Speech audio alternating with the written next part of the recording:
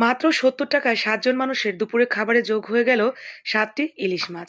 এত সুন্দর হয়েছে একদম তরতাজা ৭ টা ইলিশ মাছ, ৳১০ পিস একেকটা করে ৭ টা ৳৭০ দিয়ে নিয়ে আসছে আমার বর আজকে বাজার থেকে। বাজারে থাকা অবস্থায় আমাকে ফোন দিয়েছিল, "ছোট্ট, ছোট্ট ইলিশ বাজারে উঠেছে, ৳১০ পিস। আমি কি নিয়ে আসবো?" বললাম, "নিয়ে আসো তোমার পছন্দ মতো যতটুকু পারো।"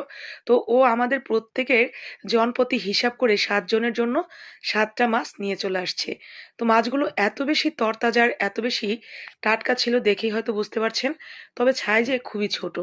একদম ছোট, ছোট এই ইলিশগুলোকে আমাদের বাংলাদেশে বলে জাটকা ইলিশ। আমি জানি না এগুলো আদৌ পদ্মার ইলিশ কিনা বা সামুদ্রিক কোনো মাছ কিনা। তবে এগুলো ইলিশ বলেই নাকি মাছ বিক্রেতা বিক্রি করেছে। দেখতেও অনেকটা কাছাকাছি ইলিশের মতো, বোঝার কোনো উপায় নেই যে এটা ইলিশ মাছ না অন্য কোনো মাছ। তো যাই হোক, ইলিশ বলে কিনে এনেছে। দেখতেও অনেকটা ইলিশের মতোই লাগছে। জানি না ভাজার পরে এটা কেমন ঘ্রাণ হবে বা খেতেই আদৌ কেমন হবে। তো আমি খুব সুন্দর করে এগুলোকে কেটে আস্ত অবস্থাতেই রাখবো। শুধুমাত্র মাছের গায়ে একটু জায়গায়, জায়গায় চিড়ে দেব, যাতে ভাজার সময় মসলাগুলো খুব সহজেই চলে যায় আর মচমচেও খুব দ্রুত হয়ে যায়। তো সবগুলো কাটাও শেষ, ধোয়াও শেষ। এখন এর সাথে শুধুমাত্র লবণ, হলুদের গুঁড়া, মরিচের গুঁড়া আর সামান্য ধনিয়ার গুঁড়া। ব্যাস!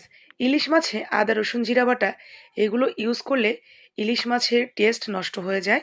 এর যে একটা ঘ্রাণ সেটা একদম অন্যরকম হয়ে যায়। আর খেতেও তখন ভালো লাগে না। এই ভুলটা অনেকেই করে। এখনকার যুগের অনেক নতুন রাঁধুনিরা ইলিশ মাছে আদা, রসুন, জিরা বাটা দিয়ে রান্না করে ফেলে, বড়, বড় ইলিশ মাছ হলেও। এরপর আবার বলবে যে ইলিশ মাছের আসলে তেমন কোনো স্বাদ পাই না।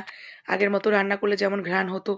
অবশ্য কথাটা ঠিক, কারণ এখন অনেক শাক-সবজি সার-টার দিয়ে ভরা, সেটা তো আছেই।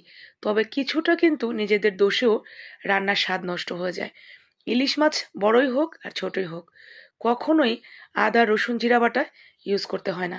কম মসলায় রান্না করলে ইলিশ মাছের আসল টেস্ট এবং ঘ্রাণ দুটোই ঠিক থাকে।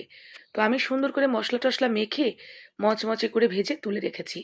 এখন যেই বোলটার মধ্যে আমি মসলাটা মেখেছিলাম, সেখানে কিছু মসলা রয়ে গিয়েছিল, সেটাও যাতে অপচয় না হয়।